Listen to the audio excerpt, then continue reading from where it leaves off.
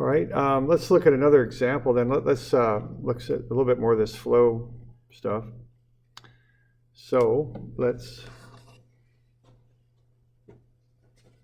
have a look at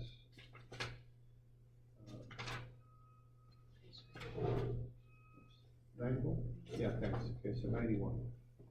All right. So what we got here, we've got 18 feet per second flowing through this hose. Let's find the velocity through the 1-inch nozzle. Okay, and we know the velocity coming in to the 3-inch side is 18 feet per second. Let's see what the effects of that are going to be when the water comes out the 1-inch side. Okay. So what we have here is basically a circular kind of thing. We got a circular hose here, and it's going into a circular nozzle. All right. Now, usually what I like to do on these, when I see I have to do this, I like to do all the area stuff right off the bat. Okay. So what we've got here is we want the radii. We got the diameters, but we want the radii so that we can find the areas. So I'll start with that. So the radius of each side is 1.5 inches. I said feet there, but it's inches actually. Inches. And then on the right, it's 1/2 inch. Okay. So I've got 1.5 inch radius here on this side. I've got 1 foot to 12 inches. And that way I can figure out the radius in feet. So that's 0.125 feet on this side. And here I'm going to have 0.5 inches. And I'll convert that to feet.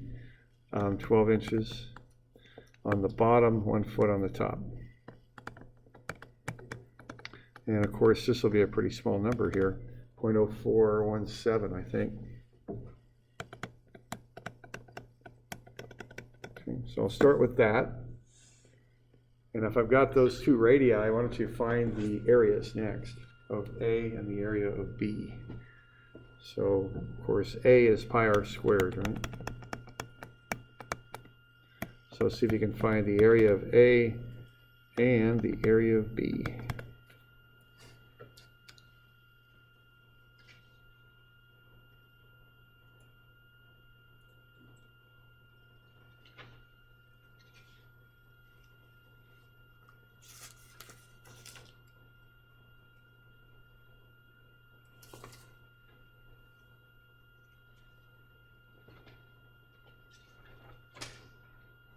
So you get those areas. Got to come out to be about 0.05 on the left and about 0.00545 on the right. Okay. So just do pi r squared on those, get that worked out.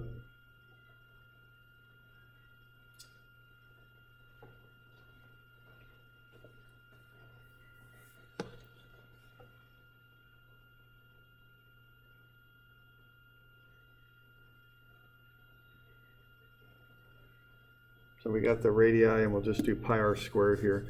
We'll probably just pause the recording. So if you're online, why don't you just knock out the areas, pause the recording, and then do the areas and start it up again, and we'll go over them so you can check your work.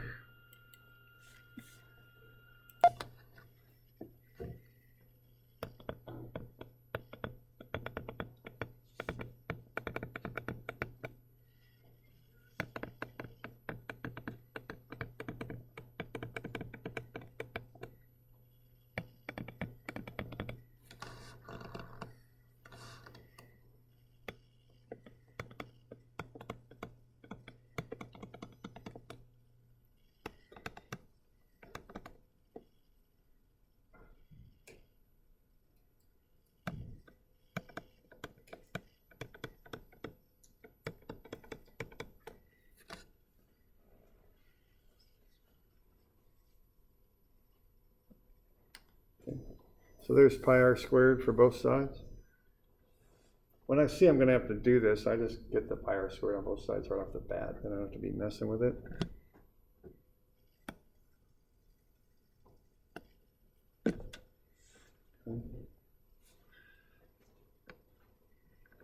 You doing all right with that? Okay. Next thing to do here is the flow rate is the velocity times the area. And you got the velocity. See, what we've got is we've got what's happening here. The water's coming through at 18 feet per second. So what you'd want to do then would be to multiply that by the area.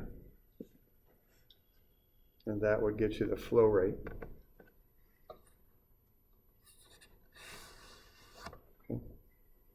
And then once you've got the flow rate, you can divide out the area on the other side and you'll get the velocity. Now there is a shortcut to this,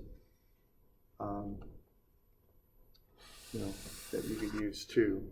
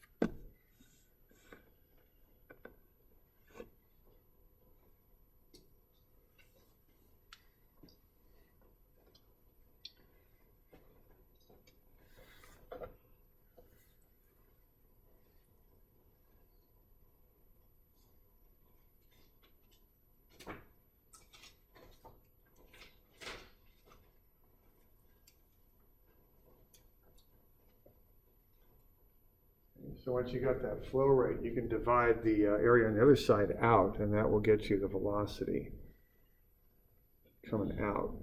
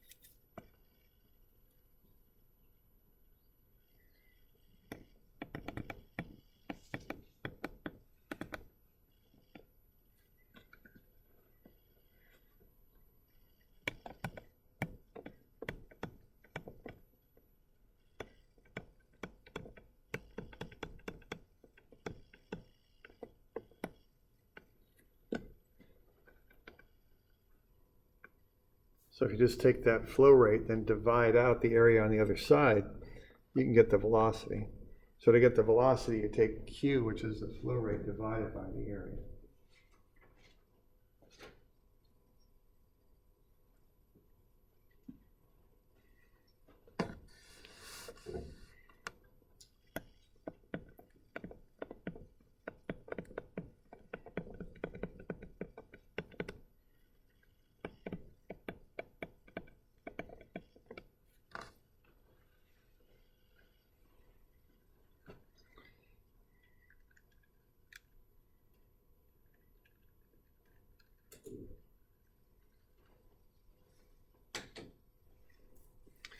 Okay. So that's the basic setup on one of these. You find the area on either side. Velocity in times the area gets you the flow rate. Flow rate divided by the area out gets you the velocity out.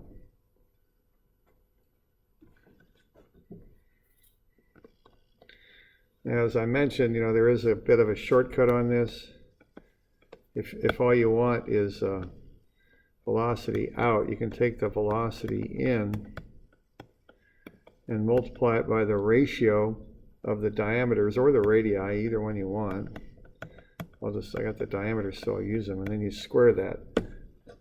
Okay, so you're going to take 18 feet per second times 3/1, which is 3 squared, and that'll get you the 162 feet per second. That's how of a shortcut.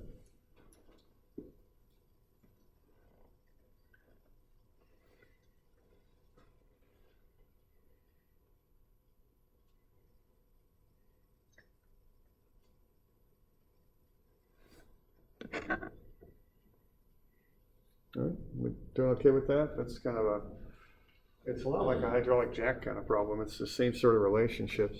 This is just a changing diameter problem. And like I said, they use these, if you've got a chemical feed on a line, you'll reduce the diameter of the line. It's called a venturi.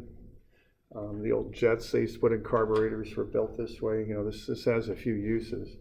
The basic use of it is to increase the velocity. So if you want a nozzle that you can have pressure behind, or to kind of cut with, I guess with the high velocity, I should say, you could create that. Okay.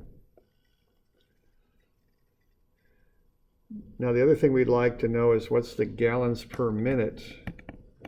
Okay, so we got 0.884 cubic feet per second. And then we got 60 seconds in a minute. Okay. Because what we have here is cubic feet per second. A lot of times when you've got flows going through a hose or a pipe, you want gallons per minute. And then if you look on your formula sheet, you'll see that 1 cubic foot is 7.48 gallons. Okay. So 0.884 cubic feet per second, convert the seconds into minutes, and the gallons into cubic feet, and you should come up with something on the order of 397 gallons in a minute, which is often written out 397 GPM, gallons per minute. So as I was mentioning last time, we got these different ways of measuring flow. For open channel, like a ditch or something, or a river or something like that, cubic feet per second is often used. For a pipe, gallons per minute. And then for a water plant or something like that, it's million gallons per day. So they're all flow rates. They're all measuring the same thing. Okay. All right.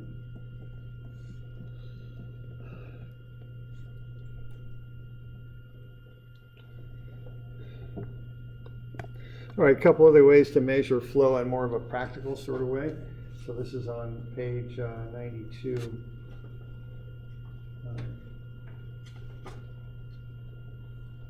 This first one, you have a flow totalizer.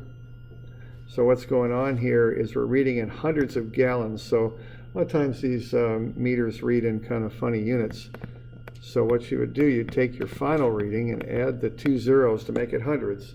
So we got 1064, we'll add 2 hundreds and get 106,400. Okay, that's gallons. And that happened at 240. Okay, now where you started was at 872. Remember to add the zeros, and that would be gallons. And you started at 2 o'clock. Okay, so what you can do then is subtract. And you can get what happened over that time interval. And what happened over that time interval when you subtract here is you get 19,200 gallons flowed in 40 minutes.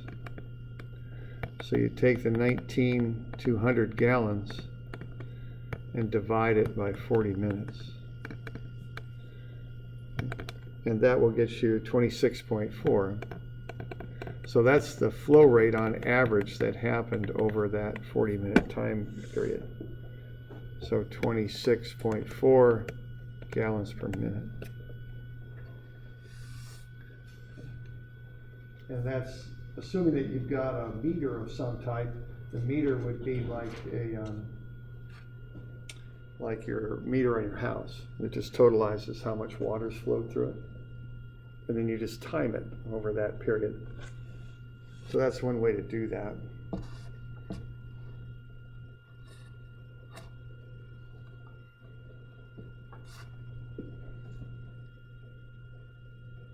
Okay.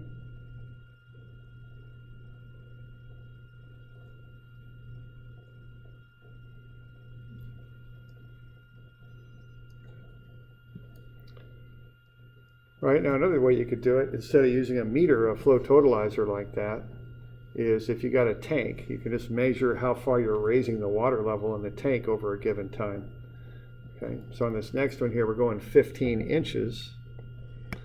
Well, 15 inches is, I think, 1.25 feet.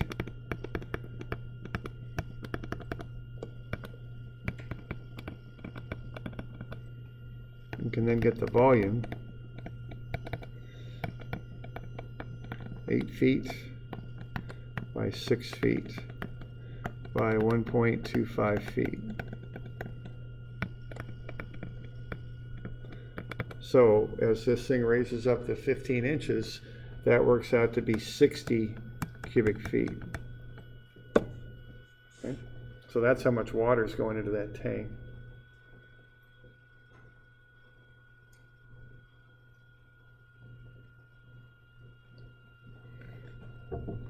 So if you want to know what the average flow rate is, you take the volume and you divide it by the time. So you got 60 cubic feet in the tank, and that happened in 17 minutes. Okay, but cubic feet per minute is not a very normal unit, so why don't we get that into gallons per minute, knowing we've got 7.48 gallons in 1 cubic foot. So that'll get us 26.4 gallons per minute. You know what? I think I screwed up a number on that last one. So that's 26.4 gallons per minute. There we go, like so. So what you're doing, you're looking at how far that water comes up in the tank, and then converting that into gallons, and then dividing out the 17 minutes.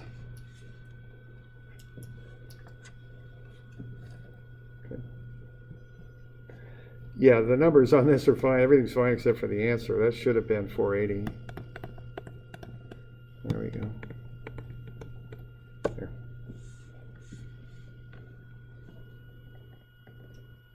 It's just on the previous one. Okay. So that's just a little bit about how water flows.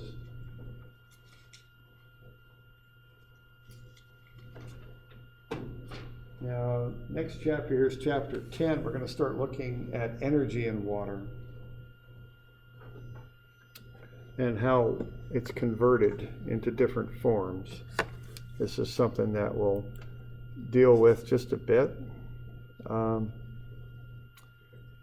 see.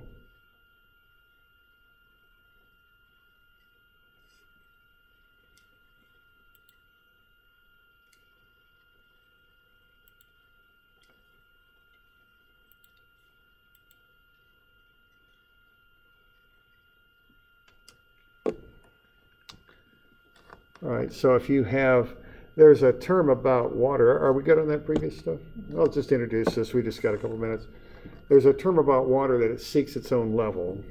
So if you have a tank and you put a couple piezometers, these open-ended tubes in there, the water will rise up in those piezometers to the same height as it is in the tank. Similarly, if you had a big elevated tank out there somewhere, and then you ran a pipe out of it, if you have a closed valve, that's important, no flow here, and you put a couple piezometers in there, the water would rise to the level of the tank. Okay. Now, you know, that's a fairly intuitive thing. I think you might have worked with that before. Okay, and really what's happening there is, let's say this is 100 feet. If you really want to get a little bit analytical about this, what you would do is you would find the pressure at the bottom, and that would be 100 feet if that tank is 100 feet high. And this is down at the bottom of page 93. And you know you've got 0.433 psi per foot. So that would get you 43.3 psi in the pipe. Okay, so you got 100 feet of elevation. That creates 43.3 psi of pressure in the pipe. Okay. So down here, we've got 100 feet of 43.3 psi. Well, if you look at what that would do, what 43.3 psi will do, as you might imagine here, if we know that the number to convert that back into feet is 2.31 feet per psi, well, that gets you your 100 feet back. Okay. So what's happening there is in the pipe below the tank, you get pressure building up. That pressure can then push the water back up these tubes, and it'll push it up 100 feet. Okay. So the idea here is that you have energy in the water. You've stored it as height right here, 100 feet high. You convert that energy to pressure down here, and then you push it right back up as height again. You can convert that energy into different forms is the idea. And you can do, whatever you need to suit you. Okay? And that's done, if you look at how we turn our lights on here, if we're going up, using our hydro dams, we've got elevation in the reservoir backed up behind the dam. That creates pressure down below. If you put a pipe running through the dam, the pressure will turn the water going through that pipe into velocity. So some of that pressure gets changed to velocity. Those are all forms of energy, see? So you're going elevation to pressure, pressure to velocity, and you're pushing the water through the dam. You can turn a turbine and generate electricity with that, and you can turn on your light with it. I mean, it's all just forms of energy that are being converted one to the other. And this is the basics of how we analyze flow. We'll get into this more on Wednesday. The homework will be due Wednesday. Why don't you do the chapter 9 stuff for a week from Monday? So how about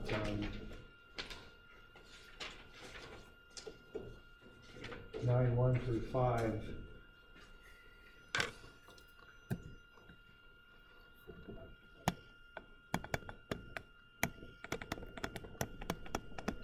And this will be due a ways out. That'll be due Monday. Sounds about right. Yeah, thanks. The 20th. What? Oh, I think we'll see on that, because the homework's going to be due Wednesday, right?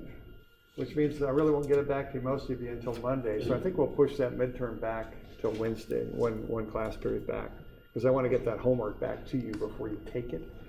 So I think that midterm will be pushed back to Wednesday, which I think is the 1st of November, right? Oh, it is 30. Oh, okay, thanks. Yeah.